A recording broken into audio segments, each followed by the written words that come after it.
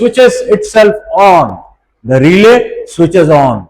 When the relay switches on, the current will flow from here through the alarm circuit, through the activated relay, back to the negative line, and you get an alarm.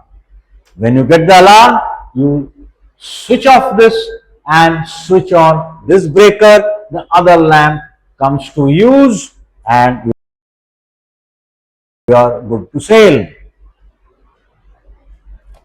Now suppose this indicator lamp gets fused, so then current will stop flowing, and for no reason this bulb will go off though the bulb is not fused. That is not a good situation. So the indicator lamp must have a resistance in parallel, so that in case the indicator lamp gets fused, the current will still pass through the resistance in parallel and the lamp keeps on burning. So this is how the alarm is activated in a navigation light circuit, and if the indicator lamp gets fused, the main navigation lamp still keeps burning. Now let us see the regulations regarding navigation light circuit, which is very important actually. Must have two different fittings. We just saw two lamps, two fittings must be there. Each light is separately supplied, separately switched, and separate fuses for each lamp. They cannot have common switch or a common fuse. The electric power provided is usually 220 or 110 with a main supply fed from the essential services section of the main switchboard. There is also an alternate supply from the emergency switchboard if the main power goes off. An alternate or standby power is supplied from the emergency switchboard. A changeover switch on the navigation light pump panel selects the main or the standby supply. Each lamp circuit has an alarm relay, which I just told you, which activates when the lamp fails. Circuit supplied from distribution board provided for that purpose to be easily accessible to the officer on watch must be connected directly from the main switchboard. No breakers or switches should be in the middle. And each navigation light must be controlled and protected at both the poles. Both positive and negative must have switches. In the domestic, in our houses, we have switch only on one side, normally the live line. Here, both lines must have switches and fuses. Each lamp to be provided with automatic indication of extinction of light by the alarm, which I showed you by means of that circuit, and the visual device must be so connected, that is the indicator lamp, so that if the indicator lamp fails, it does not extinguish the navigation light. So the indicator lamp is provided with a resistance in parallel. Now let us see something about emergency battery. Hey, কতক্ষণ হলো? এটা delete edit করে দেবে। হ্যাঁ 24 আধ ঘন্টা একটু 5 minute জল টল খেয়ে জাস্ট 5 মিনিট পজ করে দেবে। Okay, welcome back to my class of electricity for chief mates. So let us discuss something about emergency battery on board, which supplies the emergency communication and navigational equipment. Battery maintenance, that is what we need to know about battery maintenance. Cable connections need to be cleaned and tightened, as battery problems are often caused by dirt and loose connections. A serviceable battery needs to have the liquid level checked, which should be just above the plates. Any liquid loss due to evaporation should be replaced only with distilled water. Do not try filling up a battery with acid. That is for the specialists. Don't overfill the battery cells. Just fill it up so that the plates are just covered. If you overfill, when the battery is working, the fluid will overflow. That will result in a loss of acid.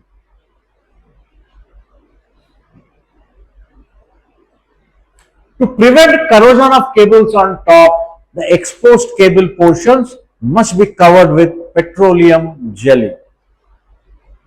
Check the battery voltage. Charge it if required through full or trickle charge.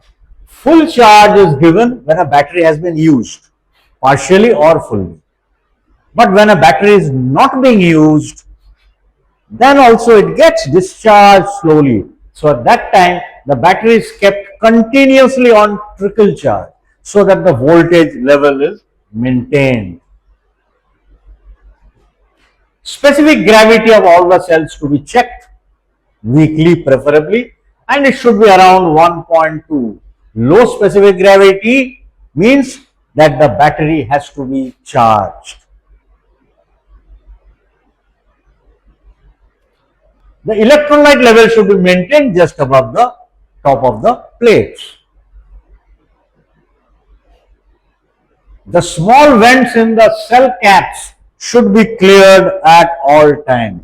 Let us say that this is a battery.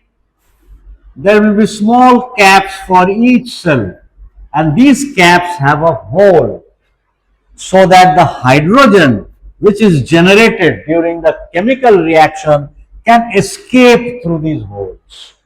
If the holes are choked, then hydrogen will accumulate inside, which may result in an explosion of the battery.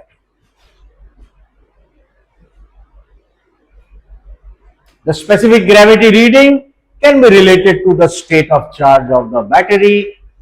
The specific gravity must be corrected for the temperature. You all must be knowing it, that even when you take specific gravity of the seawater while loading or discharging, you do correct it for the temperature, because the specific gravity of everything is given at 15 degrees centigrade. The value for a fully charged lead acid battery is 1.28 at 15 degrees centigrade. Now let us see the precautions which have to be taken while handling a lead acid battery, because a lead acid battery has got acid inside. Always store or recharge lead acid battery in a well ventilated area so that the hydrogen which gets generated, that is expelled from the battery. Wear approved safety glasses and goggles so that the acid does not splash on your body. Wear proper clothing to protect your face, hands and body. And of course, make sure the work area is well ventilated. Never lean over the battery while charging, testing or boosting. Boosting means full charge. Exercise caution when working with metallic tools. They are likely to generate spark, and hydrogen may be there in the atmosphere, which may cause a fire or an explosion. Keep away from cigarettes, flames, sparks. Needless to say, that's why in the battery room there must be a big sign that no naked lights, smoking or sparks.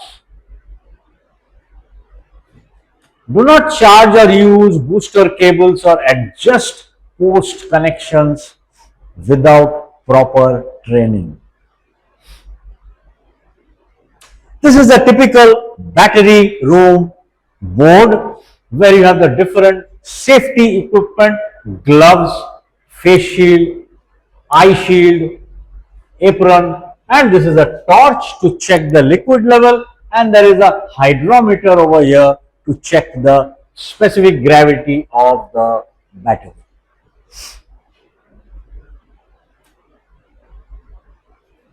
Keep vent caps tight, never overcharge a lead acid battery, and replenish only with distilled water.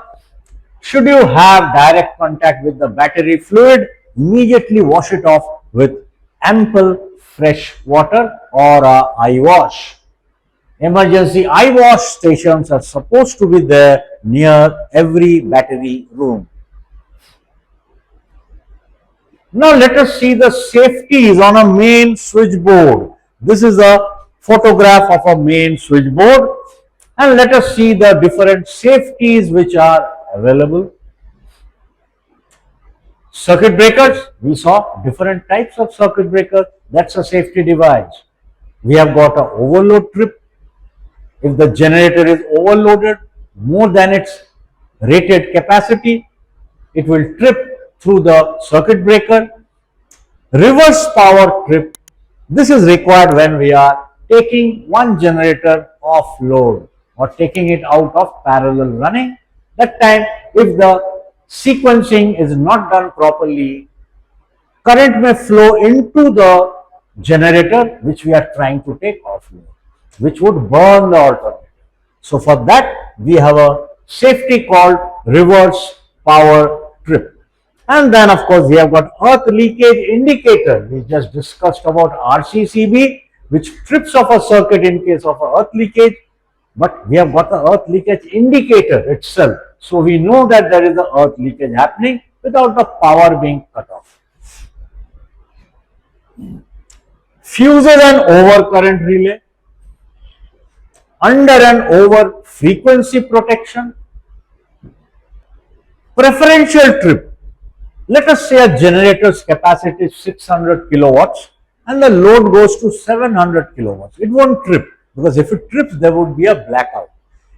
Instead, what this safety does, it trips off non-essential services like your air conditioning, fridge system, galley power, hydrophore power, or the purifier power. All the non-essential items will be switched off to reduce the power on the generator. Under and over voltage protection. Now we have fire protection for the main switchboard. There must be some fire protection. So as per SOLAS, which states that in control stations and other spaces which contain sensitive electrical and electronic equipment, there must be a suitable fire extinguishing medium which will extinguish the fire and not electrically conductive nor harmful to the equipment. So what medium would you use? Obviously not water. We can straight away delete water, that is harmful for electrical circuit, as well as the one person who is applying water. Foam contains water, so we cannot go with it either. So we have either DCP, dry chemical powder, or CO2. Both we can use on a electrical circuit. But DCP is harmful for electronic circuitry. DCP will damage the electronic circuit. So what are we left with? We are left with CO2 only. So main switchboard protection should preferably be CO2 system or portable CO2 extinguishers.